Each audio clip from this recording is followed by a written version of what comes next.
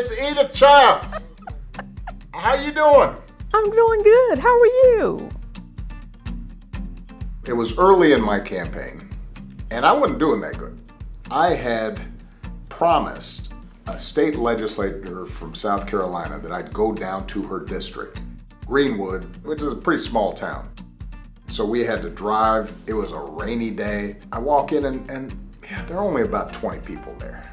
And I'm thinking, man, this is a 3-hour round trip to talk to 20 people. I'm wet, I'm kind of grumpy. And suddenly I hear in the background, fired up!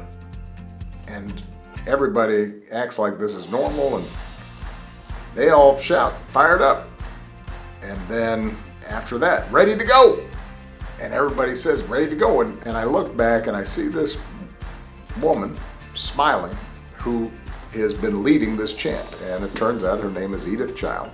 Edith was a longtime member of the NAACP.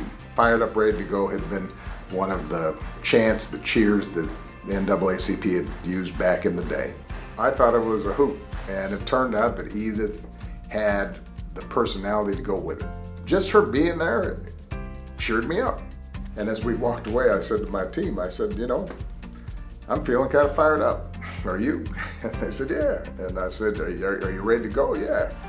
And that chant, eventually, we do in front of 100,000 people at huge rallies as the campaign went on. I don't know about you, but I'm fired up. Fired up!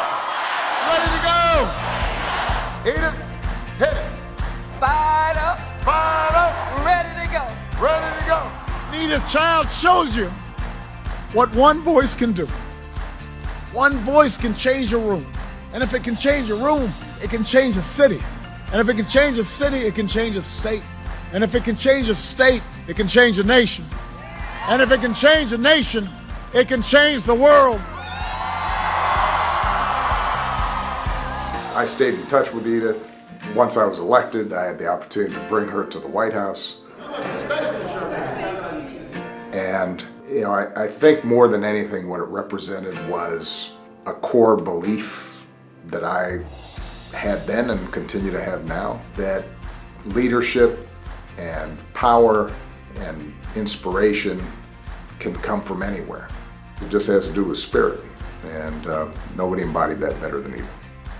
Well, you know, I heard that you were retiring after all these years of public service.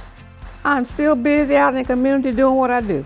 You're going to still be out there. You just decided now was the time to step out the city council, give some young people a chance to serve.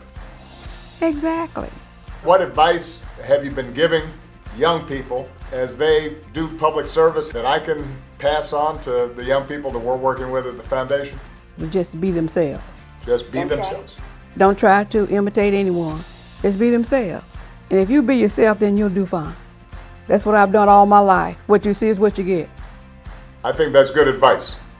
Listen, you have made a difference in the lives of your town and your community, and you made a difference in my campaign and my life, and I just wanted to let you know how much we all love you and appreciate you and are grateful for your service and just that positive attitude that you have that keeps people fired up and keeps them ready to go. Exactly. Thank you for your kindness. I'm grateful that you're on the other side and that you still can talk to me. I love you, Edith Childs. It's great to talk to you. Look forward to seeing you again. Thank you so much, and I love you back.